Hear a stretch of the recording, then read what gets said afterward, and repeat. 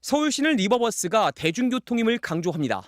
서울 잠실에서 여의도까지 30분이면 갈 수 있고 잠실에서 종점인 강서구 마곡까지 54분이 걸린다고 내세우고 있습니다.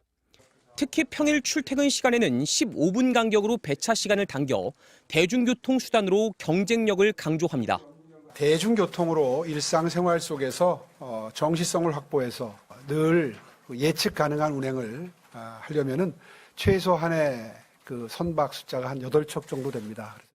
서울시는 리버버스 이용객이 내년에는 80만 명, 오는 2030년엔 250만 명에 달할 거란 예상치를 내놨습니다. 특히 교통 수요가 관광 수요보다 약 2.5배 높다고 봤습니다.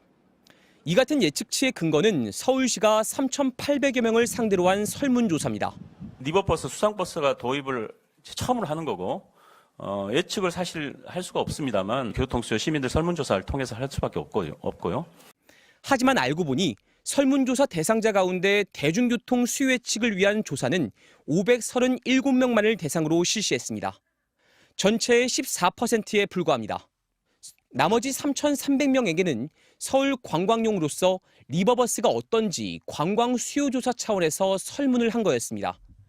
500여 명을 조사해 향후 250만 수요를 예측한 것이 적절하냐는 지적이 나옵니다.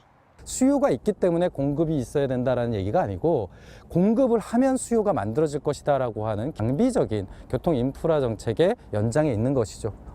이에 대해 서울시는 한강을 끼고 있는 자치구 주민이나 한강 인근 직장을 다니는 시민들을 조사했다며 한 명당 6개의 상황을 설정해 질문하고 답을 구했기 때문에 실제로는 3천여 개의 결과를 얻은 셈이라고 반박했습니다. 그러나 리버버스 운영에 따라 서울시가 예측한 향후 6년간의 적자는 약 80억 원.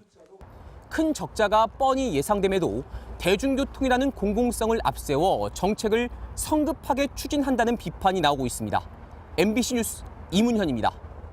서울 잠실 롯데타워에서 여의도 63빌딩까지 지하철로 가려면 약 1시간이 걸립니다. 하지만 한강 백길로 고속선을 이용하면 30분 정도에 도착합니다. 출퇴근길 교통 정체를 해소하기 위해 서울시는 한강을 따라 7개 선착장을 만들고 이른바 200인승 리버버스를 도입하기로 했습니다. 오는 10월부터 도입이 되면 출퇴근 시간대엔 15분 간격으로 이를 제외한 시간대와 주말에는 30분 간격으로 운행됩니다.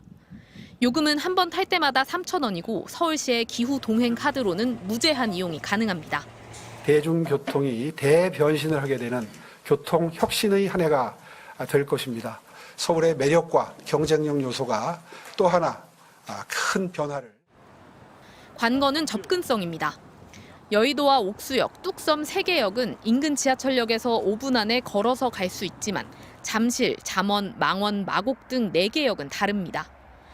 저는 지금 서울 지하철 2호선 잠실역 인근에 나와 있습니다. 여기서부터 선착장 예정부지까지 거리가 1km가 좀 넘는데요. 직접 한번 걸어가 보겠습니다.